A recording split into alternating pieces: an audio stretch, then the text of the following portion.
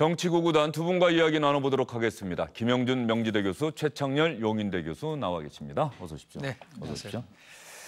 두 분과 먼저 이야기 나눌 첫 번째 주제는 자유한국당 김병준 비대위원장 관련 소식입니다. 김병준 자유한국당 비대위원장 노무현 정부 당시 청와대에서 정책실장으로 일을 했었고요. 교육부총리로 임명된 적도 있었습니다. 노무현 전 대통령과 가까웠던 인사인데 자유한국당 비대위원장이 돼서 노무현 전 대통령의 묘역을 찾았습니다. 한국당 비대위원장으로 이렇게 봉하마을 오셨는데 소감이 좀 어떠신지? 소감이요? 우리 국민 모두가 또 말하자면 정말 다 함께 새로운 세상을 좀 만들어갔으면 좋겠다라는 그런 생각을 해봤습니다. 모두 함께 다 잘 사는 나라라고 하셨죠? 지난번 그 대통령 전직 대통령들 현충원에 방문했을 때하고 똑같은 거 여러 번 왔었죠. 다만 매년마다 이제 그 추도식을 하지 않습니까? 추도식에는 내가 첫째, 두 번째는 왔는데 그 다음부터는 기억하시는지 모르겠습니다만 나는 참석 안 한다 라고 이야기를 하고 안 왔었죠. 네, 김병준 비대위원장의 봉하마을 참배. 기자들이 상당히 많은 관심을 나타냈던 것 같아요. 25일 날 이제 비대위원장 업무를 시작할 때 처음 갔던 곳이 이제 이승만, 박정희, 김영삼, 김대중 전 대통령 묘역이었잖아요. 참배를 했는데 일단 뭐 그런 맥락에서 이제 봉하마을을 갔습니다만 한국당 비대위원장 자격으로 갔기 때문에 이제 질문이 많은 거겠죠. 거기 쓴 얘기도 지난번에 25일 날 갔던 말하고 똑같아요. 함께 모두 잘 사는 나라로 하자 이런 얘기인데 일단 문제는 그겁니다. 봉하마을에 가서 노무현 정신을 살리겠다라고 얘기하는데 기자들의 이제 궁금증은 여전히 노무현 정부의 문재인 정부의 각을 세우고 있기 때문에 그럼 문재인 정부는 노무현 정신을 계승한다고 공식적으로 얘기를 하고 있는 상황에서 노무현 정신을 계승한다고 해서 문재인 정부의 각을 세우니까 이걸 어떻게 봐야 되냐 뭐 이런 질문이 있을 수가 있습니다. 근데 일단 중요한 거는 비대위원장으로 김병준 위원장을 영입할 때 일단 참여정부 출신이고 참여정부 때 뭐 잠깐이긴 했습니다만 교육부총리까지 역임하지 않았습니까?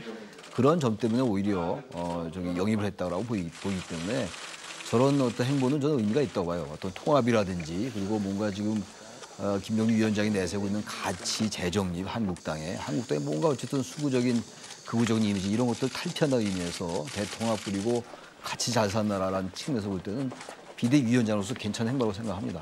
예.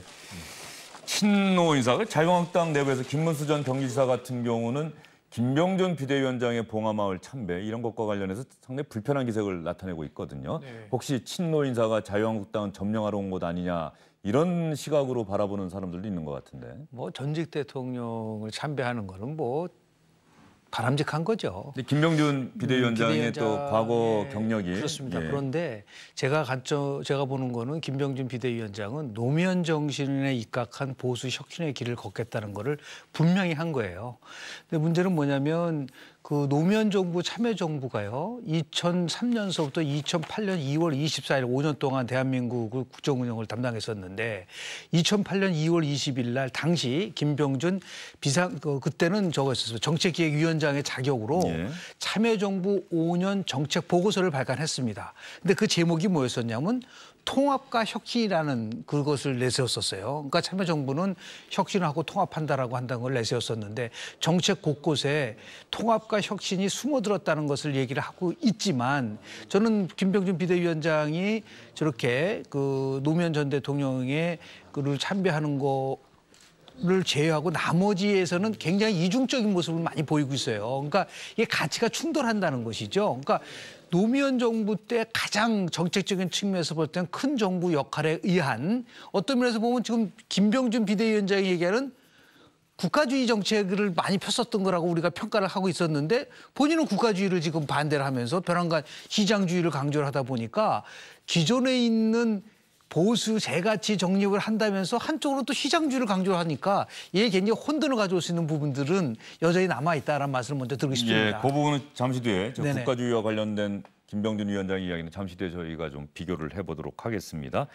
김병준 비대위원장 방명록에 어떤 걸 썼는지 한번 볼까요? 이 봉하마을 찾았을 때 또 국립현충원 찾았을 때 방명록에 어떤 글을 썼는지 한번 보시죠. 지금 사람 사는 세상이면은 봉화마을에서 방명록에 김병준 비대위원장이 글씨를 쓰는 모습 시청자 여러분 보고 계십니다. 모두 다 함께 잘 사는 나라.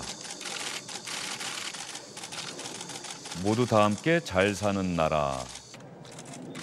노무현 전 대통령의 뜻을 그대로 이어받았다 이렇게 볼 수가 있을까요? 어떨까요? 저 말 속에는 일단 진영 논리에서 좀 벗어나자라는 의미가 담겨 있는 모두라는 말, 예, 다 모두라는 함께라는 말씀. 말. 우리 정치가 유난히 이 진영 대결이랄까 이념 논쟁이 심하잖아요. 여러 가지 원인이 있겠습니다만 안보에 관련된 것 때문에 그런 원인이 크다고 보는데 바로 그러한 것들을 의미 있게 지적한 것 같아요. 기본적으로 가치의 재정립을 하자 한국당에 이런 얘기를 계속하고 있고 혁신하자. 지금 비대위원회의 이름이 혁신비대위원회지 않습니까? 예. 그러면서 볼 때 여건 야건 뭐 야당으로서는 여당을 당연히 견제하고 비판해야 되는데 그런 어떤 진영 논리에서 벗어나서 새로운 가치를 재정립하면서 뭔가 통합으로 하자라는 의미를 담은 얘기를 쓴 거라고 생각이 됩니다. 국립현충원 가서도 똑같은 썼습니다. 글씨를 썼군요. 모두 다 함께 잘 사는 나라 7월 25일에.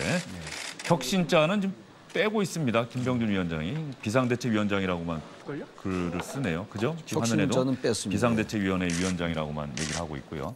봉화마을 김병준 위원장이 찾았을 때 또 기자들이 관심을 가졌던 대목은 권양숙 여사와 만나서 어떤 얘기를 주고받았느냐 하는 부분이었는데요. 이 부분에 대해서 기자들의 질문 받고 김병준 위원장은 이렇게 이야기를 했습니다.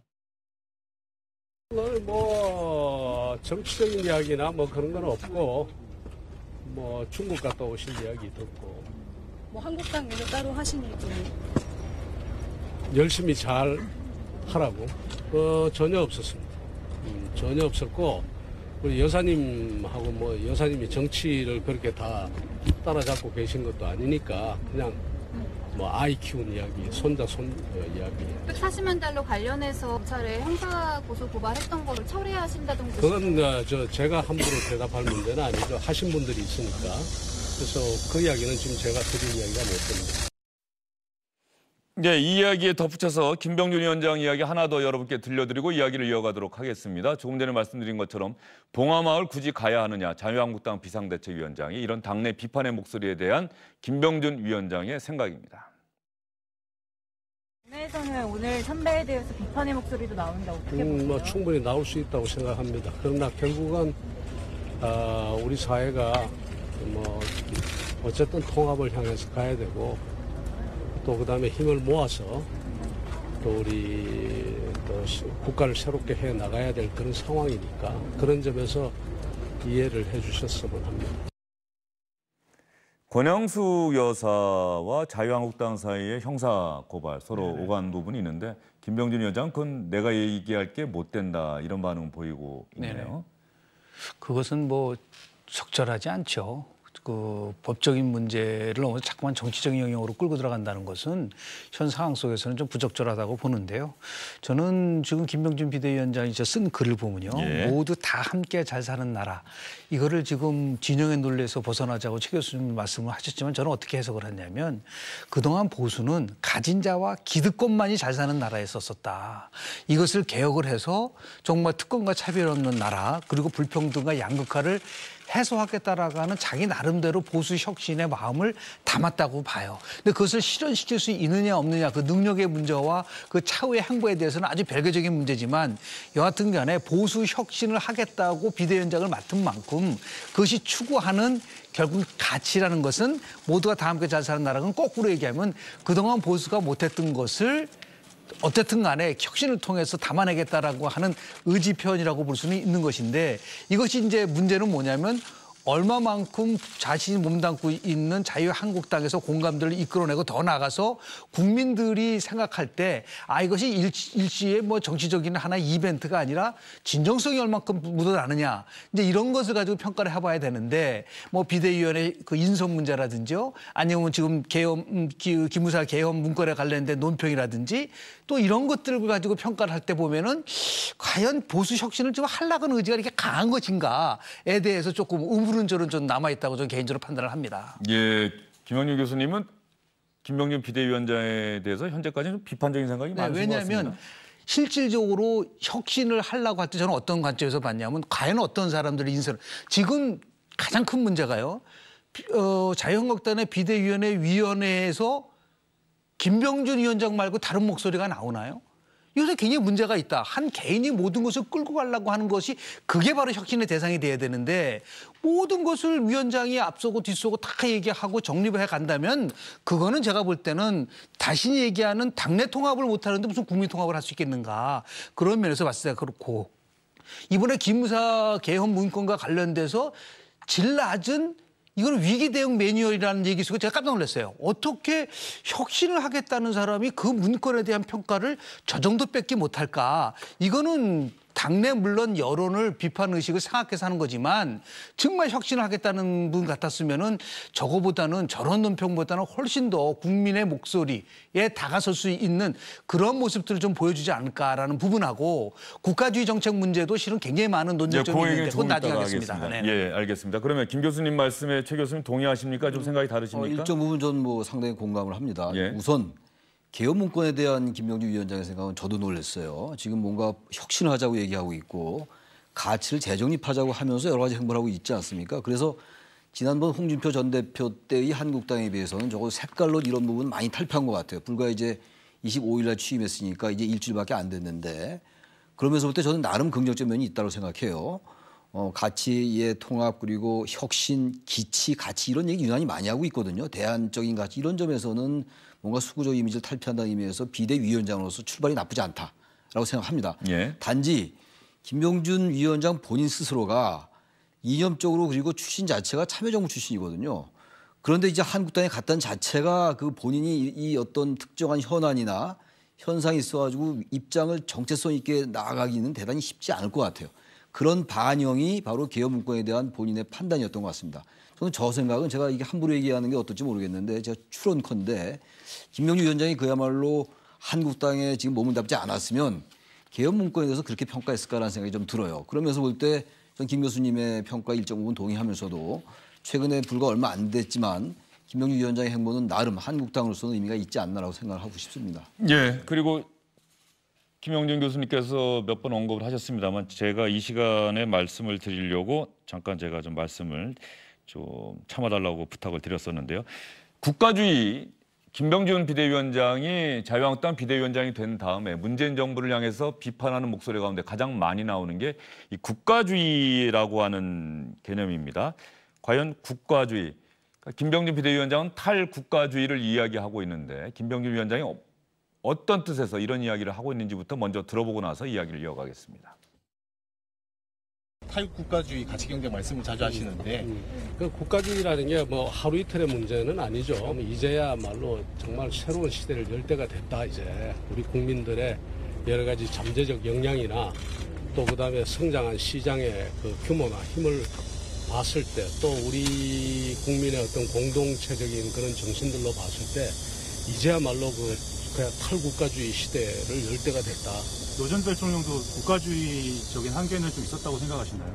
네, 당시도 역시 규제라든가 시장에 대한 규제라든가 이런 부분들이 여전히 많이 있었죠. 있었는데 차차차차 이제 시대가 점점 변하지 않습니까? 그러니까 변하는 만큼 또 우리가 그만큼 더 열어야 되겠죠. 우리의 오랜 문화도 있고 그다음에 이제 권력 자체의 어떤 관성도 있고 권력을 쥐고 나면 그거 가지고 이제 뭘 해보고 싶은 거죠. 또 특히나 견제 세력이 약하고 할 때는 더더욱 이제 그런 경향이 있고 뭐 여러 가지 이유가 될 수 있는데 뭐 복잡합니다. 김병준 위원장이 국가주의의 대표적인 예로 드는 게 최근에 뭐 정부 측에서 이른바 방송사 프로그램의 시식 프로그램 먹는 방송, 이른바 먹방. 네네. 먹방이 많이 나오니까 이걸 좀 규제되는 것 아니냐 어떤 방안이 나왔더니 조선시대도 아닌데 어떻게 일일이 국민들의 먹는 것까지 정부가 간섭하려 하느냐. 이것이 대표적인 국가주의다 이렇게 비판을 했거든요. 그거는 먹는 것에 대한 문제가 아니라 국민의 건강권과 관련된 것 쪽에서 접근해서 본다면 그거는 국가주의가 아니에요. 미국도 지자체에서요. 아이들이 자판기에서 고도의 영향성이 없는 이런 것들에 대해서는 규제를 합니다. 그걸 우리가 국가주의라고 얘기를 하지는 않는 것이죠. 지금 김병준 비대위원장은 저런 얘기를 하기 위해서는요. 참여정부 동안 모든 정책을 총괄했었던 입장에서 정치실장했던 사람으로서 참여정부 시절에 갖고 있었던 여러 가지 정책 중에서 큰 정부의 역할을 둔 부동산 정책이라든지 언론 정책 등에 대해서는 어떠한 생각을 갖고 있는지에 대한 부분들이 명쾌하지를 않아요. 저는 그때의 정책이 지금 김병준 비대위원장의 그 관점에서 본다면 다 국가주의 정책이라고 볼 수밖에 없는 것이다. 그러니까 현 정부는 시민사회, 지방 분권, 자율성 이런 것을 강조하고 있는 이 상황 속에서 이 정부는 국가주의 정부다라고 비판할 때는 상당히 굉장히 어떻게 보면 용감한 비판인 거예요. 그러면서 봤을 때 또 얘도 뭐 자판기 문제라든지 이번에 먹방 문제라든지 이걸 가지고 이것이 정부는 지나치게 국가주의로 가고 있다라고 비판하는 거가 과연 어느 정도 설득력이 있는지에 대해서는 저는 개인적으로 국가주의에 대한 이해가 조금은 좀 부족하지 않나라는 생각을 좀 하게 되고요. 오히려 저는 이제 관심 있는 부분은 뭐냐면 보수 혁신을 한다고 한다면 실은 국가주의의 대책점에 있는 게 시장주의라는 것이죠. 그러면 국가주의를 얘기하면 그러면 시장주의를 얘기를 하는 것이냐. 그럼 시장주의는 기존 보수의 가장 핵심적 가치라고 한다고 한다면 보수 혁신을 한다고 하면서 기존의 핵심적 보수 가치인 지나친 시장의 주의를 강조한다면 이게 과연 혁신과 어떻게 조화를 이뤄낼 것이냐. 저는 그런 관점에서 봤을 때 국가주의와 이 시장주의의 논쟁은 저는 그렇게 유익하지 않다라는 말씀을 좀 드리고 싶습니다. 예, 최 교수님 생각은요? 일단 국가주의 하면 떠오르는 게요.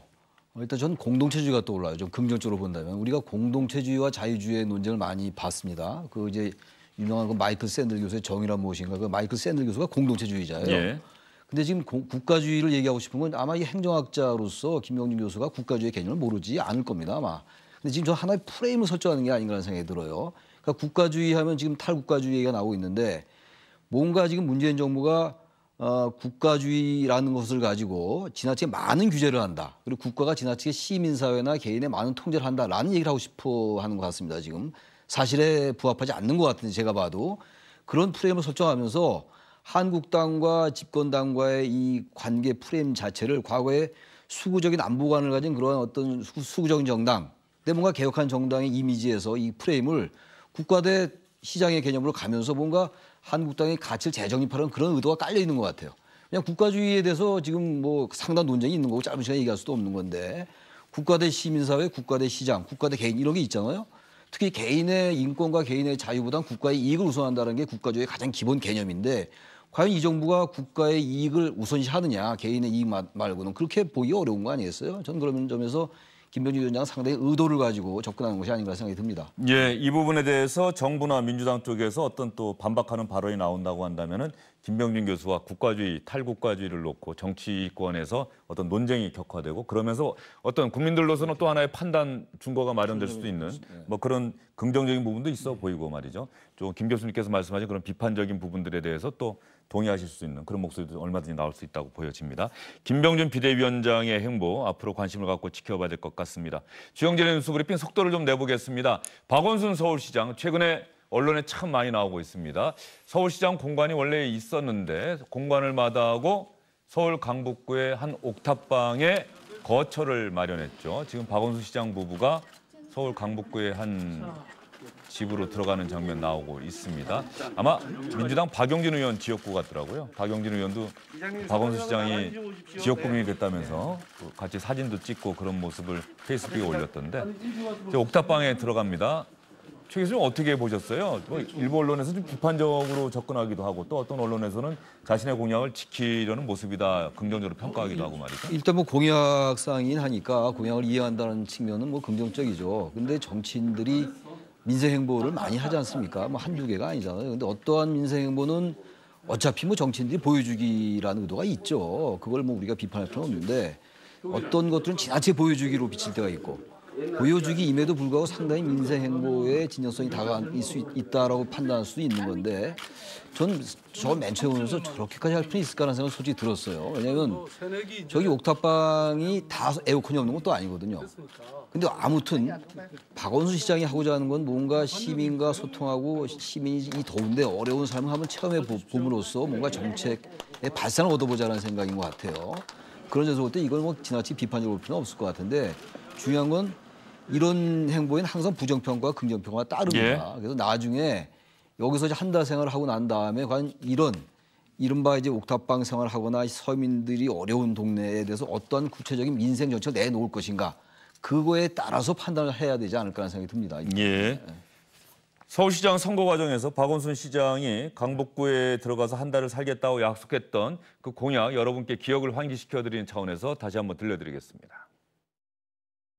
지금 여러분 강남과 우리 강북의 차이는 굉장히 큽니다. 그래서 제가 오늘 이런 약속의 말씀을 하나 드리고자 합니다. 제가 만약에 당선이 된다면 앞으로 한 달을 강북구에서 집을 옮겨서 강북에서 제가 살겠습니다.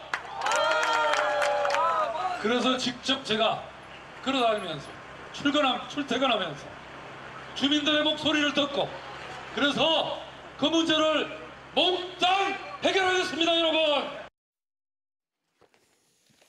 네, 김 교수님 왜 어떤 뜻의 한숨을 쉬신 겁니까? 숨을 들이마셨는데. 지금 박원순 시장이 처음 나온 서울시장이라면 저 말이 맞아요.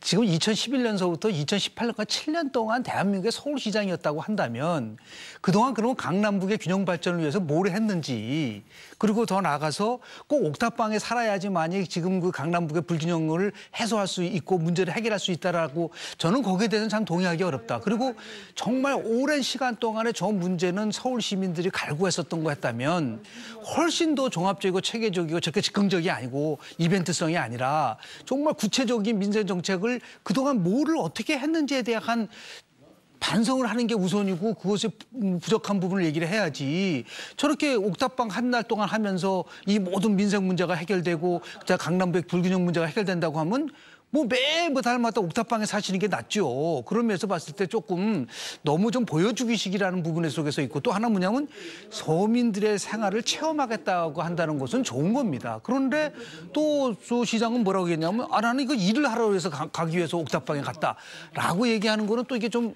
아구가 좀 안 맞는 것 같아요. 예. 그런 의미에서 봤을 때 조금 좀 정말 일반 서울 시민들이 원하고 체감할 수 있는 정책이 좀 효과를 낼 수 있게끔 좀 능력을 좀 보여주시고 그리고 성과를 좀 내주셨으면 좋겠다는 말씀 좀 드립니다. 예.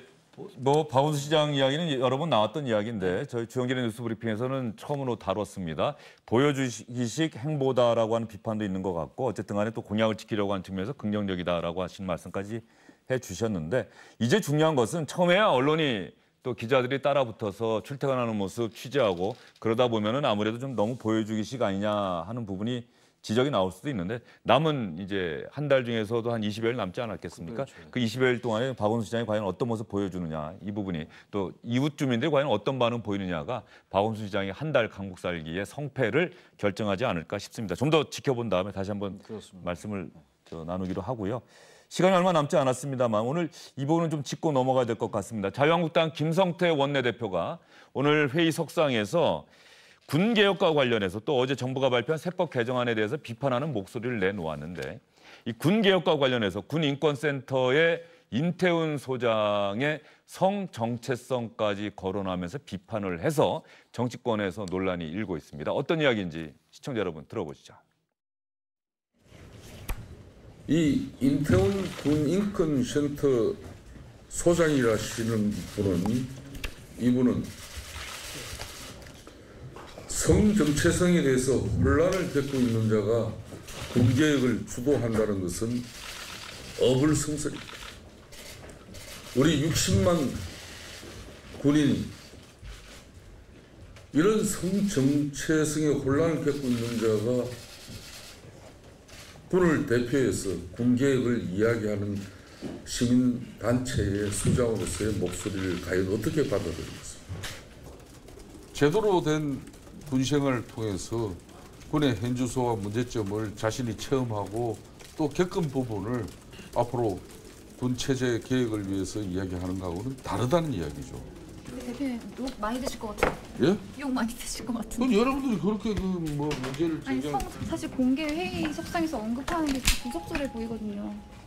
저는 뭐 그걸 그렇게 군개혁을 위해서 보다 그럼 나 같은 경우도 군대 생활을 근 35개월을 했습니다. 대한민국에서 군 생활을 직접 체험하고 경험하고 군대 생활 중에 애완과 보충 또 군대 조직을 아는 거 다르다는 것이죠.